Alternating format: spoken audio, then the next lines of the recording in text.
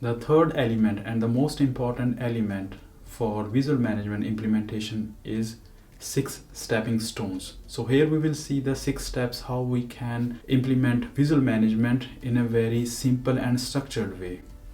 The first stepping stone is visualize what is the purpose of that area. Sometimes we have a very big office with 20 people sitting and we don't know in these 20 people there are a group of 5 people who belongs to one department and other 10 people belongs to other department.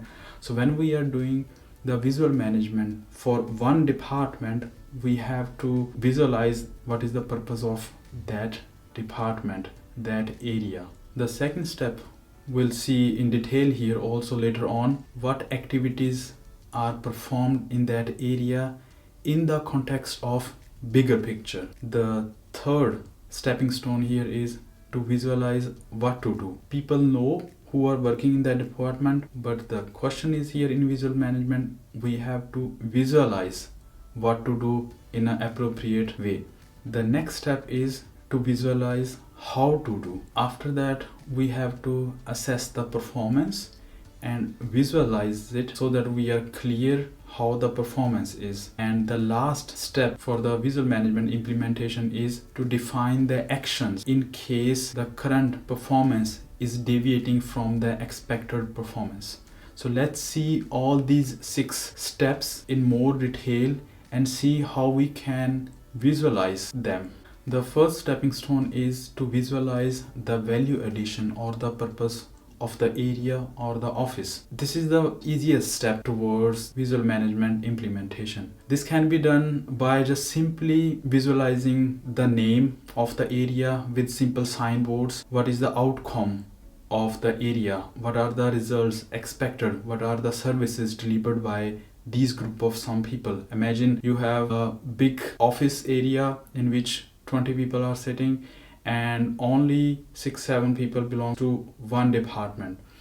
Even the most experienced employees who are working for 10 years, when they again come for any work or any task or seeking for any information, sometimes they also cannot find, because in today's world the organizational changes are so quick.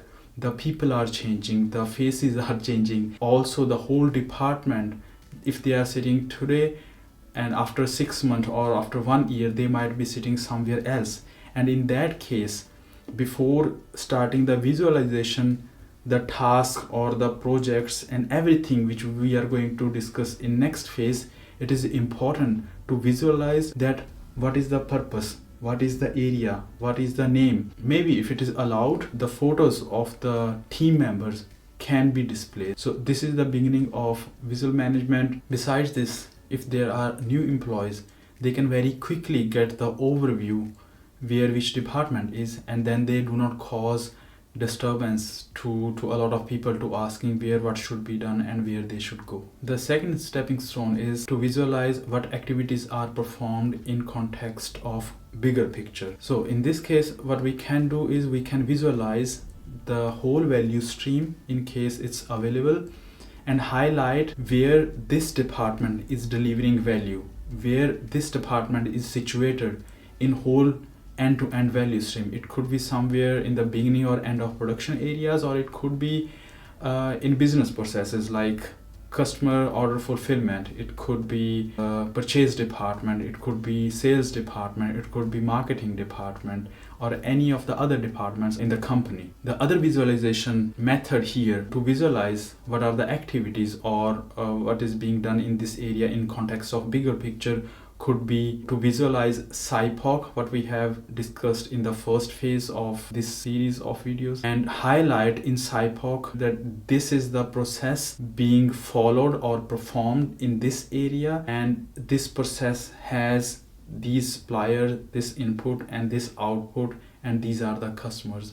And with that, we can visualize what are the main activities in context of bigger picture. The third stepping stone for visual management implementation is to visualize what to do. This includes what to do, when to do, and in which sequence is to be done. So how we can visualize these things? Depending upon the area, there are different ways of visualization. Here are few examples. In the first example, we see a very simple visualization where we can see that we have tasks and we have the topics or projects, and we have clearly defined by which time they should be finished. Very simple visualization. The second way of visualizing in some areas could be in way of project management, in which we are visualizing maybe electronically or on a bigger wall. What is the project charter, in which the goal of the project, the resources, the team and time frame, cost, budget, stakeholders, everything we have that can be displayed, so that we always have a clear picture what is this project all about. And then we can have the time plan, that what are the activities to be done and by when they should be done. And in this visualization we can also include the key output of the projects. Maybe so far the project has been finished 50% and the outcomes of the project were these drawings or this analysis or this data, whatever. So in this type of visualization we are visualizing from project charter to how we are doing, what tasks to be done, and also the key outputs, so that it's clear for all the team members what's going on in this project. The third type of visualization could be plan for every process. So in this type of visualization we have clearly defined time. At 9 o'clock this task should be done, at 10 o'clock this task should be done, and on Monday this task will be done, and on Tuesday the task number 2 will be done or 3 will be done. So there is a plan for every process which has to be carried out in that department, in that area. So these are just 3 examples. Depending on the area, either you can choose one of them or you can combine these, the first with second and second with the third, depending upon what serves the purpose most and very well. The next stepping stone is to visualize how to do it. In the previous stepping stone we have seen to visualize what to do. That can be visualized in different ways. The simple visualization or the complicated, where we set the task number 1, 2 and 3. So they were merely the tasks which should be done, means what to do. Here we are visualizing is how to do. If you can remember this example of standard work from the phase 1, creating flow, what we have discussed, then you can see here that these are the tasks which we have to perform in this example.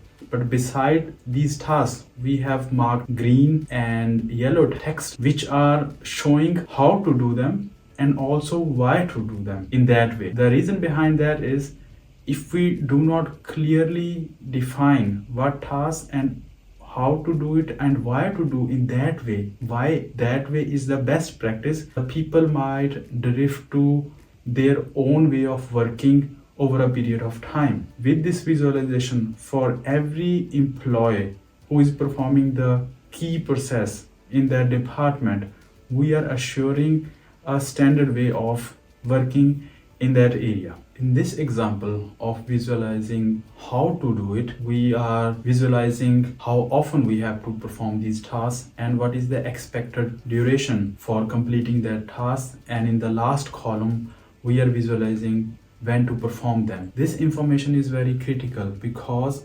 by visualizing this for every single task, we are assuring that in case there are some non-standard conditions existing, they are highlighted very quickly. For example, we know for one task, the task number 1, we need 10 minutes. If this task is repeatedly taking 20 minutes or 30 minutes as compared to the expected duration, then we can ask for what is the reason. Is there any problem? Is the system is so slow which is being used to perform this task, or is there any problem? But if we have not visualized this, and if new employee comes and he or she is just performing their way and they do not have any reference to compare how long it should take, then the inefficiency or the problem will stay in the system forever. And this is not the one way that is taking longer. It could be that the planned duration for any task is 15 minutes, but we are finishing that task, or the employees are finishing that task just in 5 minutes.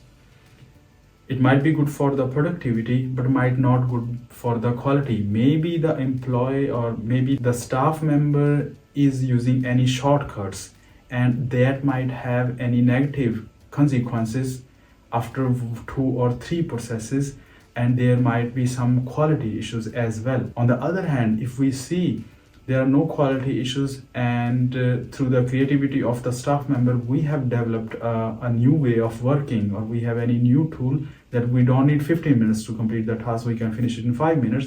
In that case, we can revise this standard work and change the expected time duration. So here we can see how the previously discussed stepping stone of what to do in 3 different type of visualization, we can extend these visualization and add in between them the visualization for how to do them. The second last stepping stone of visual management implementation is to visualize the performance, how well the performance is, how well the tasks are being completed. If we see the same visualization which we started first with what to do, and we extended that visualization with how and why to do in that way, and that can be further extended to visualize how well are we performing, how well the tasks are progressing. The last stepping stone of visual management is here define the actions in case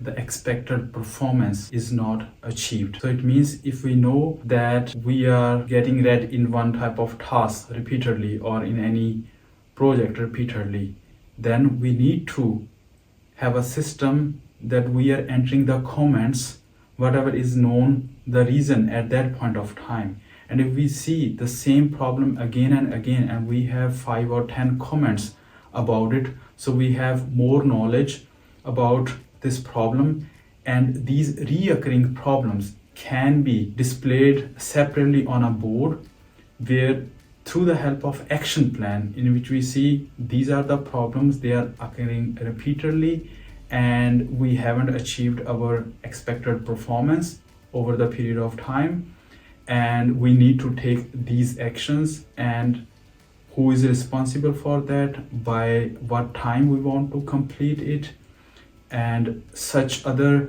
columns we can add as per the requirement of that office area. So the actions and their progress to achieve the continuous improvement in that area can be visualized with this. The required action on the action board for the improvement could be short term, intermediate, or long term. The short term could be the project is not in time, we need quick help from another department or another employee. The intermediate term could be that we need to retrain the person because he or she couldn't follow the standard work or doesn't know how to do it in a better way. This could be in some situation the reason why we couldn't meet the expectation. And the long term could be that we want to optimize the process. Maybe the process has deviated, the condition has changed, and we need overall improvement, optimization of the process so that we can complete that in original expected time frame, for example, or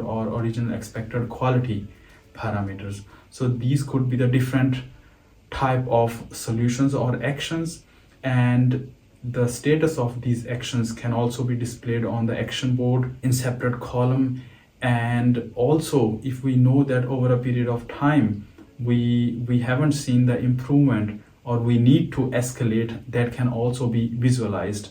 Or we can design here the rules that in case this matter is not solved after 12 months, that has to be highlighted and should be communicated to the top management. Or if a problem could not be solved because the resources required to solve that problem are not available, and that couldn't be managed for 12 months or 6 months, then that should be highlighted to the next level of management. Such design rules could be mentioned in the beginning so that we have our complete visual management system.